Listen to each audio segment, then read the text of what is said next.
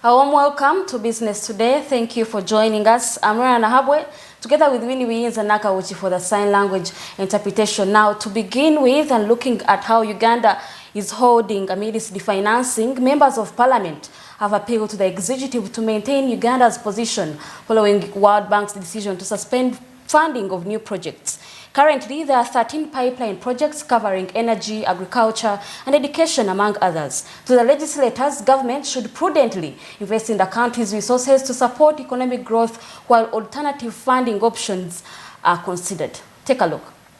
So far, about $1.7 billion of the over $4 billion allocated to Uganda by the World Bank has been disbursed, raising concerns about whether the country would get the remaining amount. The funding is used to improve healthcare, agriculture, roads, energy infrastructure and education. The chairperson of the Natural Resources Committee, Honorable Dr. Otala, says in the energy sector, World Bank was scheduled to fund the electricity scale-up project to enhance connectivity to over 1 million Ugandans and so many institutions, but this may never see light of day. The decision of the World Bank to stop funding new projects ultimately will affect the electricity access scale-up project, which is meant to enhance connectivity of people to the grid, or rather to electricity. Then so many people are going to be affected, because that project was meant to connect 1,130, not 1,000, 1,130,000 people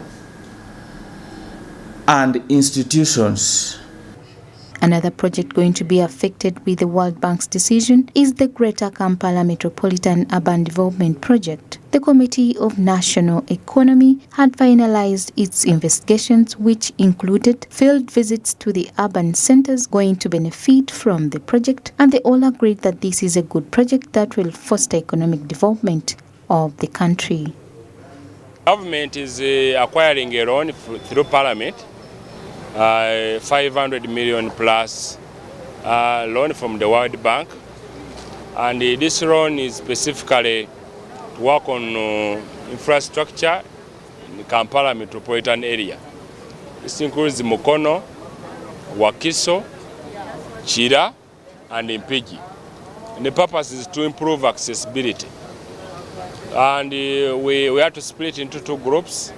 But of course, before approval of this loan, we must do due diligence. We must do oversight and look at some of these roads which are going to be worked on.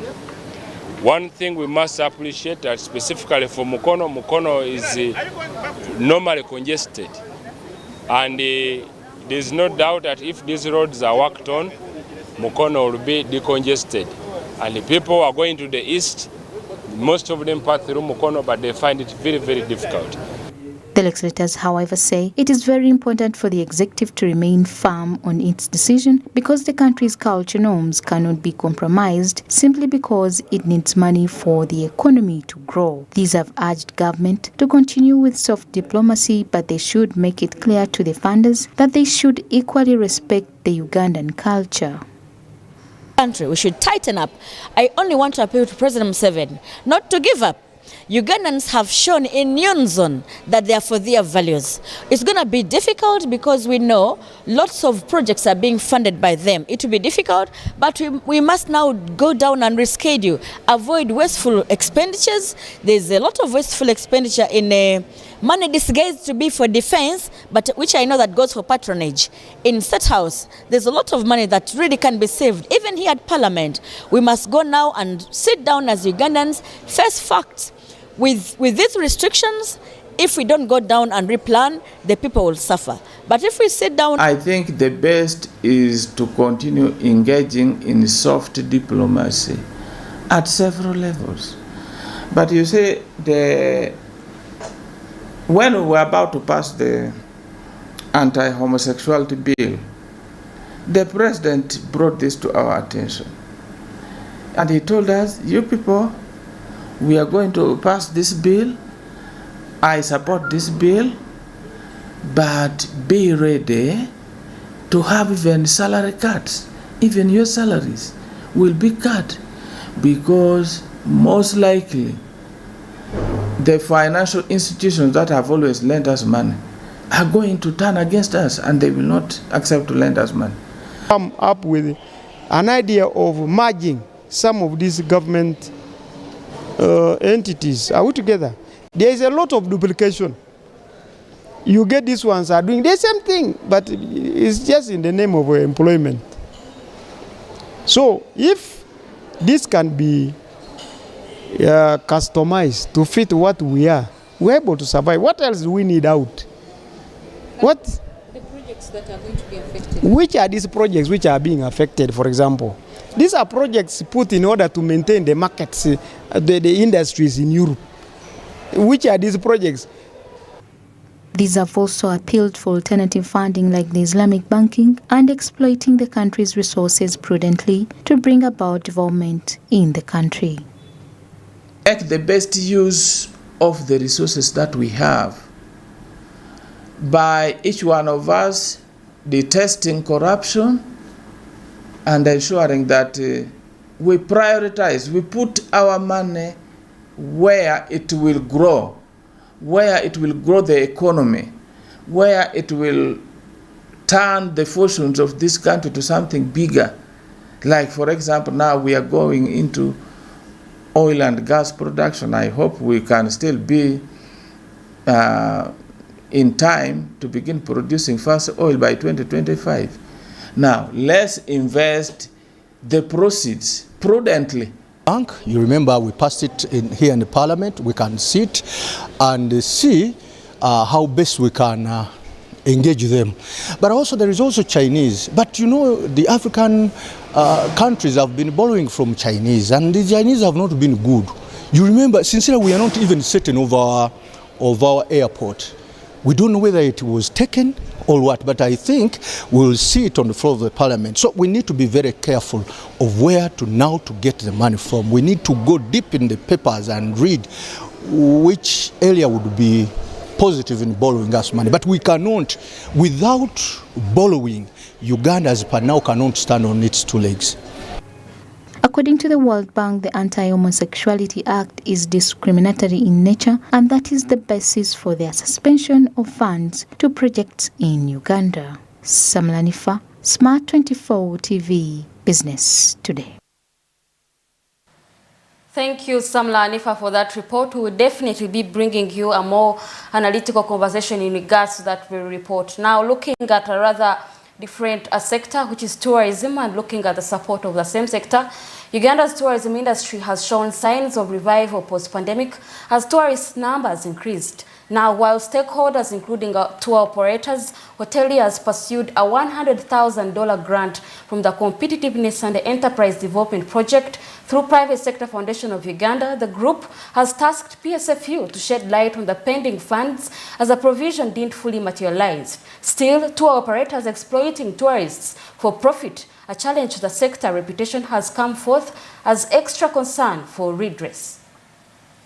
PSFU's call last year for proposals from eligible private tourism enterprises to enhance the tourism sector with a $100,000 grant didn't materialize, resulting in losses for businesses that had already secured loans and contracts. Stephen Asimwe of PSFU admits being overwhelmed by the excess applications beyond available funding, but assures a revamped approach with a thorough consultation of equitable distribution of the upcoming funds. Supposed to cover marketing, for marketing purposes, digital marketing, expo participation.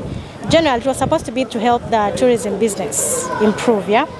Now, what happens is that members applied for this fund, but some of them didn't get responses. Perhaps the challenge was the time lag between which the members applied and didn't get the response, but also maybe the criteria for which they were supposed to apply for this fund. So what you might have understand and what you might have got from inside there is that there are people that were called to sign contracts for this fund, but then they never got to sign the contracts. So that part we do not understand why but then we know for sure that there are very few people that got the money that was supposed to have been received. Of course, in the context that we got so many requests which went beyond our capacity to deliver, and at about that time we decided to put on hold to review the methodology and the mechanism within which we would disperse these resources. So at the appropriate time, we shall come back to talk to the public and the private sector on the way forward. But this time around, we want to sit down with another team and really review and look at how effectively we should be able to get to its logical conclusion. How much was it? And Uganda's tourism is rebounding, with a 59% surge in international visitors to 814,508 in 2022, signaling recovery from the pandemic's impact. The resurgence contributed 2.7 trillion shillings, that's approximately $736 billion, 12.2% of the total exports and 41.4% of service exports, as revealed in the discussions with the tour entities and accommodation. Right now in Uganda really lends itself to unbelievable opportunities. You've got the vast amount of national parks. The parks in Uganda are far superior in that you've got rivers, you've got boats, you've got the most amazing game traversing that people can really do. And of course, not to forget our hero, the absolute king of the whole lot is the silverback. And silverback gorillas are fantastic. Our investments are large. As Marasa Africa, we're investing back in all of our lodges, starting with Silverback Lodge, as I would say that funny enough. And Silverback Lodge is now going to be able to bring you luxury like never seen in this country before. There's a lot of work that we're doing. We're spending a tremendous amount of work. And the investment platform is good, like you say. We believe in Uganda. We're reinvesting in Uganda, and Marasa is reinvesting in. Slowly by slowly. Of course, COVID really affected us quite a lot. But as we progressing, for now we look at the business trying to get in. We have more tourists who are coming in. We have a number of tour companies and tour agents bring in a lot of business to the lodges. However, it's not as much as we really expected it to be, but at least for now. Just like other business owners, travel agents and tour operators must comply with the general commercial requirements. Thus, a warning has been set to the shoddy who exploit tourists and use them for profits, like abandoning them at the airport. One, there is the law that will catch up with people who are unscrupulous. Two, within the industry, we have mechanism of registering. People have to be registered, and that's why we are imploring as many companies as possible to train their staff to be honest, to have integrity. But thirdly, we have something called a peer review.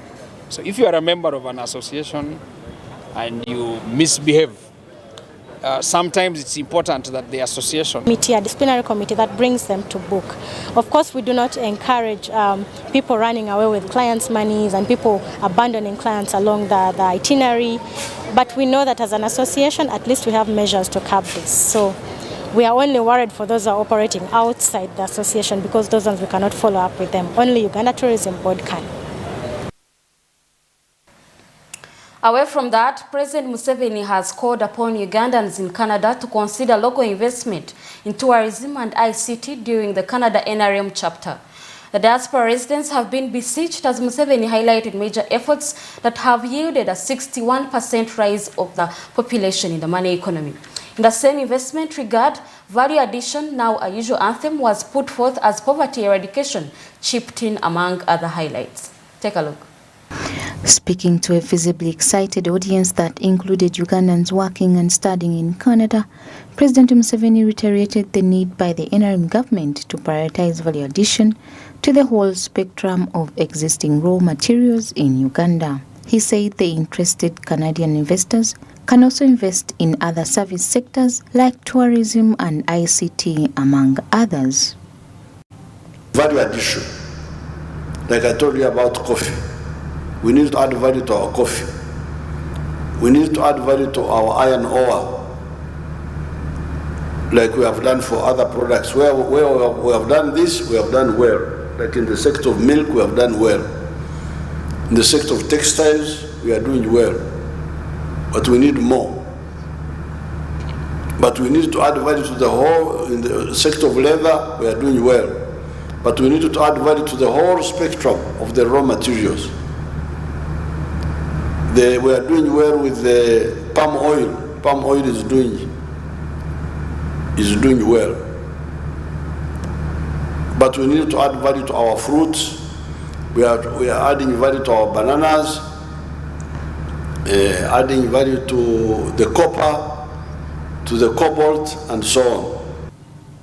Museveni further said government's efforts had yielded results. Now 61% of the population living under the money economy and only 39% still working for only their stomachs. When we did a check recently, we found that now the people in the money economy are 61% of the population, but 39% are still working for only working for the stomach only. They are still there. So we have now launched a new program, which I hope those ministers told you about, of the PDM, Parish Development Model, where we have sent money to the parish, to each parish, to enable people to buy seedlings and plant, both for food but also for money. So dimension number one of our struggle now is the full monetization of the economy. Instead of having monetary GDP and what they call non-monetary GDP. Speaking at the same event, the leader of the delegation, the third Deputy Prime Minister Rukia Nakadama, said Ugandan immigrants were formerly looked down upon as desperate casual workers, but government holds them in high regard due to their contribution to the poverty eradication in Uganda. It is people like you, through investing back home, who will constitute the private sector, create jobs and help generate economic growth. I note the strides made by our government through the Ministry of Foreign Affairs to bring consular services closer through the Ugandan mission in Ottawa, but I appreciate that Canada is too big to be handled by only one mission, and therefore government might need to consider opening up other consular services in Canada. The closing ceremony was also addressed by the High Commissioner to Canada, Ambassador Joy Ruth Acheng, and attended by the Minister for Presidency, Mary Babalanda, among others. Samlanifa, Smart 24 TV, Business Today. Business Today will now take a short break. We will return after this.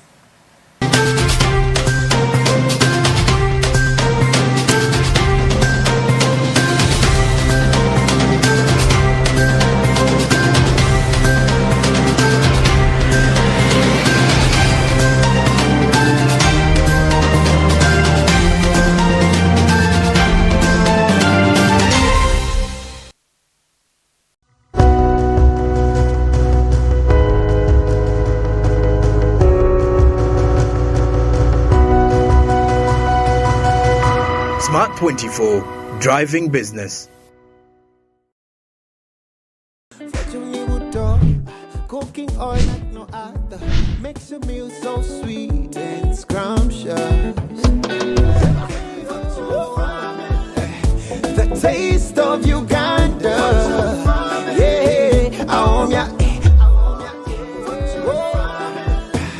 the taste of Uganda.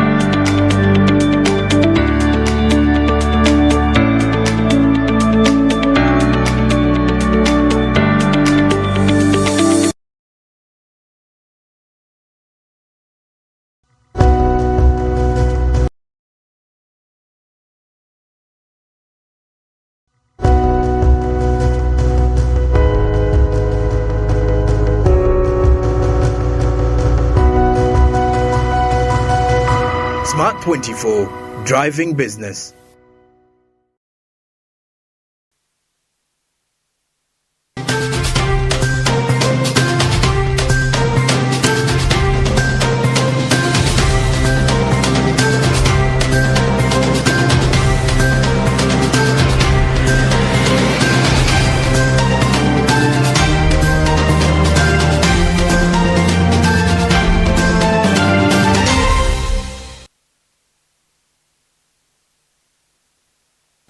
You're still watching Business Today, and if you just joined us, I'm Ronah and Nahabwe. Now, looking at beneath World Bank's definancing, and like I mentioned earlier, as Uganda contends to what the State Minister of Finance called a moment of truth, there is so much to take away from World Bank's decision halting funding of new projects. Now, with 13 pipeline projects and 30 active projects amounting to 51 trillion shillings, a relative equivalent to the current fiscal year budget, there were questions about our current capacity to fund these projects. Now, Julius Mukunda, the Civil Society Budget Advocacy Group, joins us tonight to dig deep into what lies ahead. Thank you so much, Julius, for joining us, and Thanks. I appreciate your time and expertise. A pleasure. You know, it's really a tough discussion you're going to have. Implications of World Bank's funding, the economy itself, the government's call to, hold or review the budget, and all this is happening at the wake of the first of the financial year. We're just 2 months in. There's really so much to talk about. Pretty tough, I guess. No, it's really tough. You've just come out of a very difficult period. Yeah. COVID effect is still with us. Everybody's struggling to get back to their own feet. And as we came out, we had Ebola, you remember? So we struggled again. And now we have this. So, no, even before this, we had inflation last year. That also sort of disorganized and the way business were running, and now we have this, and one would wonder what's happening. I would like to quote before the August statement that specifically used these words, quote unquote, no new public financing to Uganda will be presented to our board of executive directors until efficacy of the additional measures has been tested. There was a prior statement on 31st May that expressed World Bank's concern. In your opinion, do you think it was obvious that they were bound to make this happen as long as we enacted the anti-gay law? I think I was surprised with the World Bank, by the way, personally, because World Bank has been one of the liberal multilateral agencies we're working with. They had never sort of engaged so much in these moral issues. And I probably until I think 4 years ago, when we had an issue with Kamwenge in terms of social safety standards when they came in. But actually, the first donors I had expected were the European Union. That's in my mind. That's what I had in among my fears, because they are very strong in terms of social inclusion and issues to do with sexual and reproductive health and rights. So to me, actually, it came as a surprise for part of World Bank, but it has come anyway. So what do we need to do about it? And I think that's the most important part. But just for you to understand is that you have that World Bank is one of the biggest financiers of government of Uganda. True. And not only just the big financier, but it has one of the concessional loans. In terms of debt, when we say concessional, it means that you are getting a loan that is long term in terms of payment, 40 years and above. Grace period for you to pay is 10 years plus, but also the interest rate is so low, even below 1%. Plus, it comes with a grant. In fact, in terms of the amount of money that we are talking about, is that World Bank, the current 30 projects are worth $9.4 billion US. But out of that 178 is grant. You said 194. Yes, so 178 million Ugandan shillings is a grant. Over the 30, because for them, their loan comes with a grant element. We call it free money. So that's the kind of friend you have who has been with you for all these years to provide you with these resources at favorable terms. So how many of those friends do we have that if we lose them now, we can get others? there is nobody, I can tell you. True, true. Now, let's move to you now, maybe personally. You were previously a representative at the World Bank Civil Society Policy Forum. In the wake of World Bank stance, where does that position Uganda? And do you, as CSOs, to assume platforms like you previously had? No, we do. We still engage World Bank. And whenever we, even here at office in Uganda, whenever we go to Washington, we've been engaging World Bank with a number of issues. In fact, we had wanted the World Bank to even be more strict on corruption issues. You see, that's where you're coming from. Can you please use your leverage to become more tough on government corruption tendencies? And we have been doing that. We have been engaging them on supporting government to improve efficiency in terms of public investment management. So you find that's our engagement with the World Bank, because we believe they had the leverage, they had a resource that can be able to approach government and say, please, you need to tap and close leakages within the system. As CSOs, are you not worried that you might lose that position now? No, we can't lose the position because they have banned. They are banning funding. They have not banned the bridges. That's probably what we should understand. They have not banned the bridges. They are banning the funding. And for me as a Ugandan, is not because I'm not from, no, as a Ugandan, I treat the funding that we get from these institutions very seriously, because some of these funds, it's a life and death situation. And let nobody lie to you that we will survive. No, we just can't survive. What is going to happen now is that our difficulties are going to increase. I mean, we have survived because we eat 1 meal a day.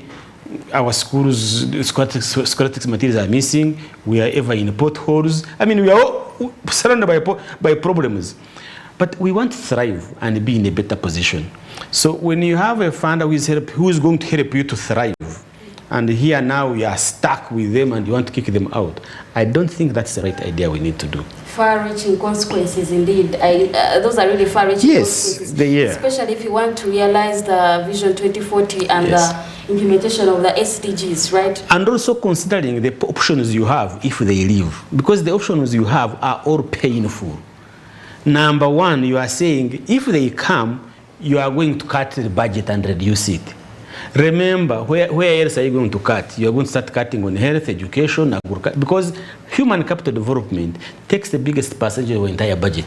So probably that's where you're going to start from.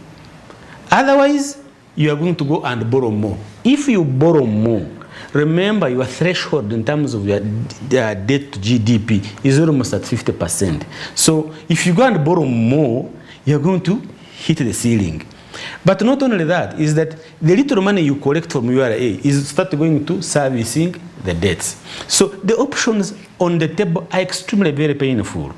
And that's why we say it is important for World Bank and the government to go back on the table and negotiate so that we get out of this mess we created in the first place.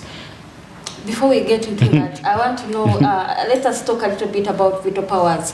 What impact does this have on Uganda's voting capacity? That's if we really even have any. No, I mean, it's with the World Bank is that it is those with more interest in it that have more powers. Ours is, of course, even Sub-Saharan Africa, we have the list. So whether they have decided or not, the board has decided, because the majority of the board have decided that they are going to give us new monies. So it has nothing to do with our veto powers. It has all to do with what we have done to be able to explain to them that actually what we have done is not as bad as you may think. Yeah. And they also come back and say, no, we think this. And so you have a middle ground. Because you see, why it is so challenging is that you have a bank that is telling you, drop the law.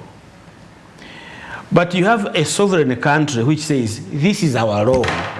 We are determining our own destiny. But we are forgetting that we are not a country living in isolation. That's why I was telling people, even when you are as Uganda, you can't pass a law to say we no longer want trucks of Sudan or Congo to pass through our country. You can't do that. It definitely has implications. It has implications on what Congo will react to. Or Kenya decided and says, we no longer want any trucks of Uganda to pass through Kenya. No. Something will let go. So this is the same situation we are in at this particular point. I want us to talk about these big projects, the 13 pipeline projects. We're looking at climate smart agriculture, electricity scale-up project, Greater Kampala Metropolitan Urban Development, among others. Where does this leave the 13 pipeline project? So let's talk about 2 of those. One project is called ULAN. ULAN is a project that was supposed to refurbish and rehabilitate. The one that is at $300 million. Yes, rehabilitate all the traditional schools of Uganda. The Mwiris of this world, the Tororo SS, the Makoboles of this world, Makobole, yeah. Yes, those ones. Those are the schools that were supposed to rehabilitate, refurbish, so that they can increase enrollment rates, because we have so many children out of UPE who are looking for secondary schools. True. Now, that one is not going to happen. So it tells you the consequence in terms of education development in this country, that you are going to still have children who have nowhere to go in terms of secondary education. Least they go to private. But we know that in this country, very few parents can afford school fees in private schools. So the people who are saying we shall survive because their children are in private schools, they are not in public schools. The second project that is very serious is the second USMID project. Yes. USMID project is a project of improving the municipalities and cities that we have, putting the infrastructure in place, helping them to govern properly, improve local revenue collection, improve garbage collection, service delivery, put system, like go to Guru and see how it is. Now that they had just done halfway, there was going to be a second phase. That second phase is out. So if you're a country talking about urban development, driving away urban poverty, creating employment in urban centers, attracting investments in urban areas, that is out. It is finished. That even the money you put in USMID 1 is going to get wasted. So that's how bad it is. And that's how Ugandans need to understand that this is how the money has been helping us. People will tell you, oh, this World Bank project, I don't even see what it has done. I think that is out of ignorance. Because each roads in this country, if you touch it, they will have a World Bank money on it. But at the same time is that if you go to a bank and you borrow money and you drink it, should you really blame the bank for having given you the money that you drank it? The problem is with you, not the bank. So when we go to World Bank and borrow money to build a road and we misuse the money, why should we blame the World Bank for having given us the money? So really for me is that the problem is with us, but not with the bank. True. Worst case scenario, because you just highlighted those 2 projects and I assume those are the most, maybe that need the most attention? No, there is also another one for electricity scale-up. We're supposed to have provided electricity to 1 million people. That one, Honorable Ruth was very expectant, And remember, we're an energy poor country. People are still using firewood to light their houses and cook. And you want to progress for people to be able to use electricity. And now you are saying, boom, you are putting full stop on that. So all our intentions of developing this country are being hinged mostly on international financing. And World Bank has been a key major player. Not only that, investors come to this country because there is a World Bank office and funding. So it provides the confidence. So when you get it out, let me tell you, you are going to have a few investors losing confidence in your economy and your country. And people don't want to talk about that. And that is serious. True. Yeah. Worst case scenario, let's say His Excellency doesn't liaise with the World Bank officials and we actually lose this big funding. We're talking about big projects. Is the country's funding capacity elastic enough to stretch and meet the demands? Or are we going now to look at the option they have given us of reviewing the budget? Unless a miracle happens. But what I know... Which miracle would you say in this case? A miracle that the next day we can collect revenue that can surpass that, which is impossible. Yeah. We know that. So the worst case scenario is government to go back to parliament and revisit the budget. And that is going to be possible because in our budget, there are elements or areas we think we can postpone right now and do them in another year. That is to diplomatically say actually we don't need them. But for purposes of being diplomatic, we can postpone payments for these, including SGR, the express railway that we want to build high speed. We can leave that, do it in the next 2 years, rehabilitate our meter gauge railway, which they are currently working on. We can tell the team at Rubowa that in any case the hospital has taken long to come out.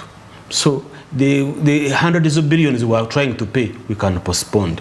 We can go to Atiak and tell Atiak the sugar cane is still having a problem. Let us revisit it after 2 years. Corruption involved. Exactly. We have rationalizing of agencies, and I've told people, Public Service Commission recruits civil servants. Education Service Commission recruits civil servants. Health Service Commission recruits civil servants. Judicial Service Commission recruits civil servants. Why can't we have one service commission to recruit all these civil servants? That's an example of one agency I give you that agencies that duplicate work, and yet they are delivering on one function.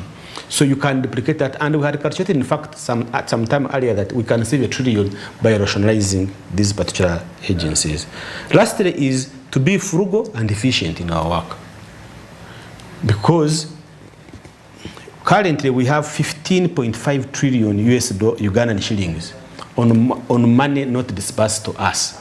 Loans that we committed, but they have not been disbursed to us. Why? Because of our incapacity to implement projects on time and on budget. So if we can improve that and attract that money to come into the economy, we can have a breather and be more efficient. And at the same time, deal with corruption. People who eat money should be able to face justice. It surprises me that out of today, the people who are implicated in Mawati business are still working. They have not even been suspended, but they are still working as normal. It sends a very wrong signal for other potential people who are going to abuse the system, that they can actually abuse the system as they wish, and they will continue working within the system. And that is a very bad precedent. And those are some of the things we actually been saying we need to be very tough on. Looking at the loans and grants from the Global Bank, I would like us to compare it with the Chinese banks and the approach they use, because they are service-based, they're not like IMF and World Bank. Do you think if we tapped more into the Chinese banks or the grants we receive from them, service-based, because we don't receive the money directly, this is from what I understand from the Chinese banks, would we be able to reach the most vulnerable person? Because remember, the human capital development, like you just said, about 204 million of the recent, 85% goes to 85% of the funding, which is 204 million, goes to human capital development. This is money that is made to cater for health, education, roads that touch to the lowest Ugandan. Do you think the Chinese best way of approach of giving us financial aid is the best way to go compared to IMF and World Bank? No. Why not? I wouldn't go there. You see, World Bank wants to build a system. IMF, these other donors want to build the systems. You find USMID, for example, money goes straight to local governments to do the recruiting, to do the procurement. So you are building a system and building the capacity that even when you're not around, other monies can come through you and you deliver similar activities. The Chinese way of funding is, do you want a road? Yes, they come build for you the road and pack up and go home. It's also good in a way because it is just spot on. It's a road, done and dusted. They go up on it.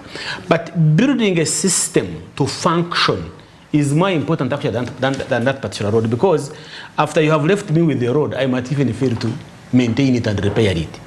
So you need that's why it is important to have a strong government, a government with the systems. Because a government with weak systems will not even deliver Panadol to the lowest person. And that's the kind of financing you need. That money comes into your system and you use your system to deliver service delivery. But if somebody is paying for it, there is a paymaster somewhere, you will never understand the difficulties of delivering that particular service. And that's why, even as Chinese, the Chinese funding, we would encourage them that please let the money come in and then we use it to spend it on those particular services. So that's the whole difference with that. Wouldn't that in a way curb corruption if they are implementing themselves? Because you realize that one of the MPs was even saying today that some of this money we receive from World Bank is swindled or just dies in corruption, it's just all wiped away.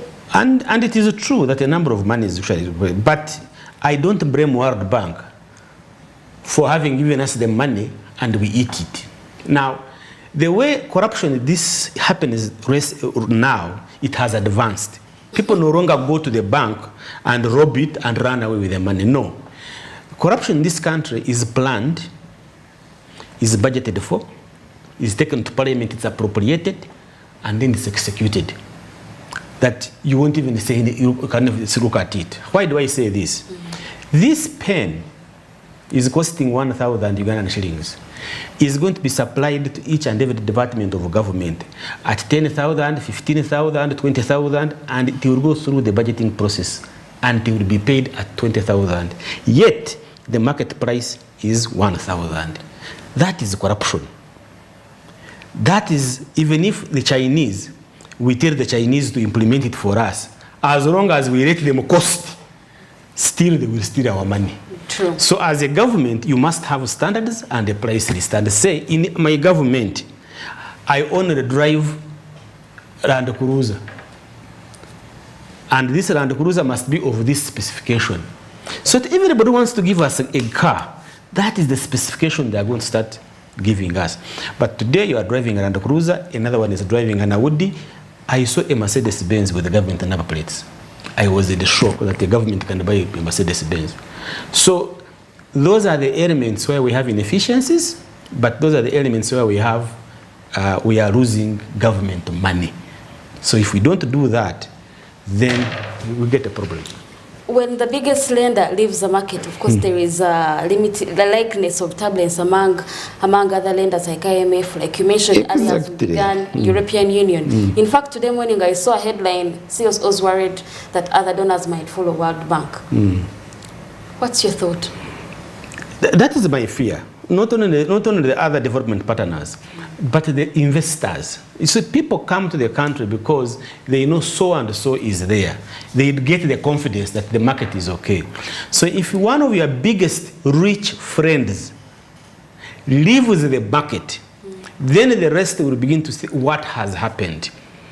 And I think for me, this is a question of confidence in the market. And Real World Bank should really reconsider this, because their action is going to have a ripple effect. The shilling already has lost value. They have told you about that.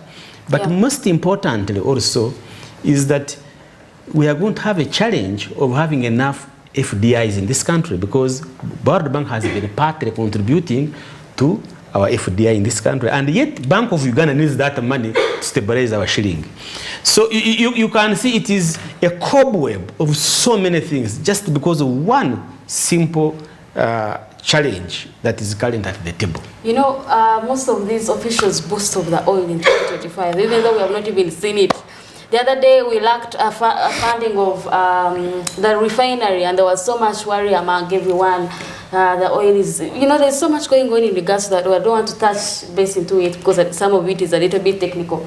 But still, as much as the 2025 oil year is closing in, there is no guarantee that the dividend will directly flow in. How feasible is the oil money? I pray every day that that oil comes out.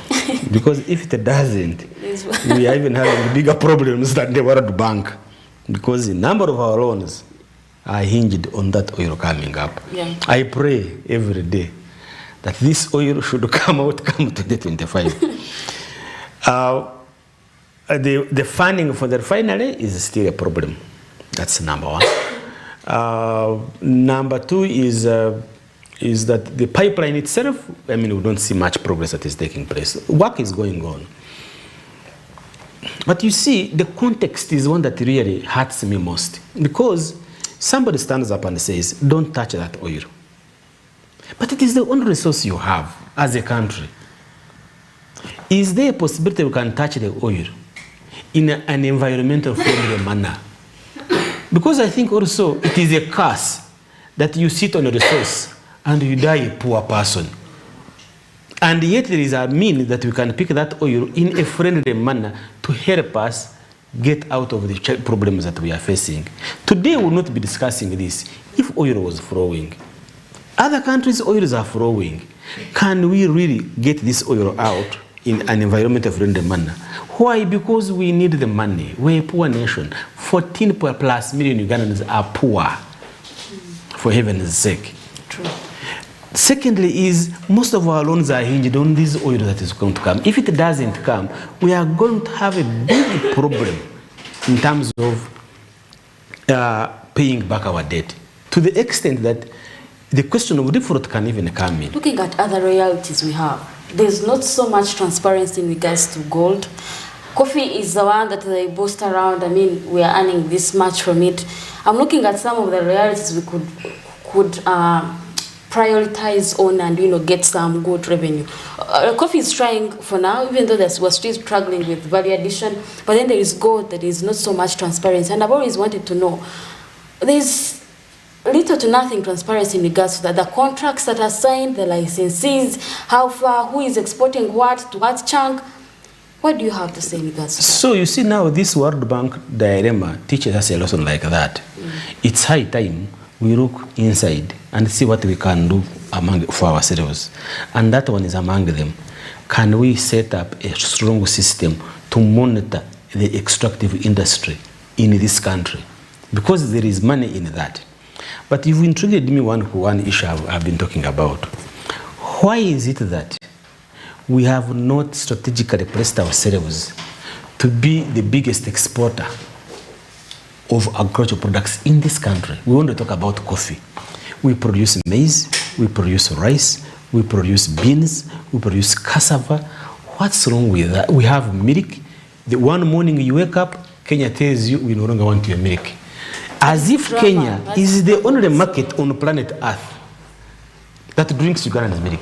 They even got in the Algerian market, but they're still trying to push. So the question is, you need to organize them farmers. Because you see, you can't tell a farmer produce milk without telling him where the milk is going to be sold. So if a Japanese wants squared watermelon, you come and tell the farmer, there is a market for water squared melon. Then they can start planting for that. So our ambassadors, wherever they are, their first key performance indicator is how much of Ugandan products is being sold in their country. Less than that, they pack their bags and come back to Kampala. Because they will be doing us a disservice. You cannot have all these eggs and they get rotten here in Kampala. Yet people in Algeria, in Nigeria, in North Africa, wherever they are, but they want it's an the infrastructure problem. They are not connected. No, it's an organizational problem. It's an organizational problem. And I have said, look for markets. The first thing, invest in marketing Ugandan products. The rest, leave it for farmers. If you tell a farmer today, when vanilla had the market, everybody went to vanilla. Now I understand, I've heard that there is a market for macadamias. Macadamias is something called macadamias. Everybody is now going to macadamias. Why? Because markets drive production. You don't produce and then you look for market. That's wrong. So these are things now that World Bank is teaching us. What are those things you can do as a nation to survive?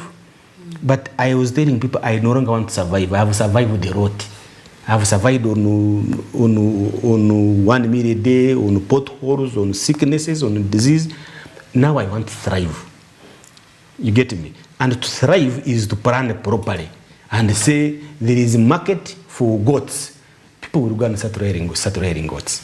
There is, as we get close to winding up this conversation, there is greater certainty that there is no reversal of this anti-gay law. Moving forward and provide the relationship with the global bank is heavily compromised because of this, of course, this law. What are your thoughts in regards to what alternatives the country can look at? Aside from IMF, do you even think, let's even look at the certainty of it being reversed or not. Do you think Uganda will actually reverse it, will bow to the pressure? The president, I think, already has set the precedent because there is a door of negotiation, which I think is very important. Otherwise, he would have said, to hell with you, don't even talk about me, I'm moving on. He was very candid to say, let's talk and see what we can do for you. The other element, of course, is that already, I think the president and a number of policymakers know that there are some sections within the law that really are not the best, that we can actually change them. So that's a very good starting point. But like I said, when you're in a negotiation, you have to give and take. So there must be a win-win-win. So that's how you can have a negotiation taking place. So for example, you can't say just throw out the whole law. Then to a country like Uganda, a sovereign nation, that's an embarrassment. But also you can't be a country and say, to hell with you, this is my own law, even when it has some ambiguities and challenges. So I am hopeful that there will be an opportunity for government and the World Bank to sit and negotiate and see the best that can come out of the situation. Interestingly, when all this happened, personally, I wanted to know or use examples of where it has happened before in other countries. I know for a fact the same happened in Tanzania, where I don't understand quite well that. But I wanted to know in the other countries, African countries where it has happened, they have passed the law, the president, the governance is there, strict, no more. If you are caught doing that, the consequences are as severe as possible. How do you think that those countries reacted in the same stance? No, the surprise is that Uganda is among the 30 other countries that have got this particular law. And all these countries are working so well with the World Bank, except Uganda. So probably there's something we triggered that we haven't known. And probably we shall get to know about it. But I'm looking forward really that the bank and the government can sit and resolve this particular difference, because what is at stake? Interesting. I like that you've crossed off with an optimistic, not because this is a lot of money. If you are going to lose this, I mean, some of us might go back to the village. No, they were telling us we should look for other friends. Where do you get a friend who has $700 million US to give you? They seem very optimistic about getting those friends. They actually say they have already back, they have made friends. The other day, one of the officials, I don't want to mention them, said, we have made friends, they can go out. But anyway, I'm looking forward for that. Thank you so much. Thank you so much, Julius Mukunda, for this opportunity. I personally enjoyed this conversation, and I hope you that watched found it very insightful as it was. Now, concluding with business today and looking at ICT penetration, Uganda has, with support from Uganda National Development Program, set forth a digital transformation roadmap, a 5-year initiative to revamp the ICT sector and power up digital services in the country. While the launch of the roadmap is slated for Thursday, the ICT Ministry banks on 5 pillars in the initiative to cover agriculture, the industry, services, and other sectors by entrenching key infrastructure and skill sets. Take a look. While Uganda is set to embark on the digital transformation roadmap for the next 5 years, looking into an upgrade of the 14% growth in the ICT sector and 9% contribution to the gross domestic product, coalition between the ICT Ministry, the Education Ministry, and the United Nations Development Program anticipates a revamp of services across agriculture, the industry, among other sectors. We'll create an enabling environment for us to walk the journey of transformation, but in the end of it all, if we have digital services in place, we have the right policies in place, we have the right systems in place and the right skill sets required, as well as building innovation and entrepreneurship, we'll know that at the end of the day, we'll be able to create employment opportunities for our young people. It's through these platforms that they can be able to leverage on ICT to create job opportunities. The current National Development Plan 3 has so far had an 83% failure, falling short of the best of intended goals, as per the midterm review by the National Planning Authority. With just 17% of the outlined goals accomplished, commitment to achieve targets such as in the ICT sector is expected as development goals set forth in the development plans take shape, as the country still charges towards efficient IT-based services. What the government has done in making the ICT one of the critical aspects for national development plan was to see that, everything that we do from an education perspective, health, even on the infrastructure side, ICT is at the core of this digital agenda. because I think worldwide, we're going to see probably all services even delivered off the ICT platforms. And for us as a country to focus on the infrastructure deployment, on the use of devices that are ICT enabled, and even from the point of view of the literacy through these platforms, I think will, in a very long way, ensure that we keep up with the global trends as they are in the world today. Local content, although premised in provisions such as the Local Content Bill, which is yet to be transformed into Act, and policies such as Buy Uganda, Build Uganda, it's also a key consideration in the developed roadmap under the Digital Services pillar to spur local innovation and job creation. We have URSB, the Uganda Registration Services Bureau, has an online system for registering businesses. This system has been developed by our own Ugandans. We are now we are registering households in Uganda using the Parish Development Management Information System. That one was also developed by Ugandans. So we have got the capacity and potential to develop our own homegrown solutions, and this is also being encouraged by government. PPDA has put in place the requirements for us to be able to deal with our local innovators to develop these solutions for us. As much as the private sector acknowledges the essence of the transformation, there still remains gaps to be fixed as key IT-reliant sectors endeavor to exploit broader markets, such as in the logistics sector. IT transformation is a big step towards our services because we are an e-logistics company. So we basically run our work using the internet services, and we basically use ICT in most of our activities to run as a company, help in almost all policies for us to be able to implement at least all the documents or any policies that we need as a company, because much as we are a startup, we need some help. We need a hand for someone to help us move forward. We need funds. So when we are out there looking for investors, there are some things they will ask for, and we cannot get all these things without the hand of government, because some of them are actually prepared by the government offices. While ICT penetration remains low, owing to factors such as infrastructure challenges, cost of internet and communication, government anticipates key interventions, for instance skilling, local content, among others, to improve uptake of affiliate services. Ivan Tibenkana, Smart 24 TV, Business Today. Thank you so much for having joined us tonight. That's pretty much it what we had for you today on Business Today. Join us tomorrow, same time, and I would like to implore you to engage on our social media platforms to be up to date with the latest business news. Also watch on our YouTube channel at Smart 24 TV Live to catch up these stories that you might have missed. I'm Ronah Nahabwe, and we were previously joined by Winnie Winza Nakauchi for the sign language interpretation. Good evening.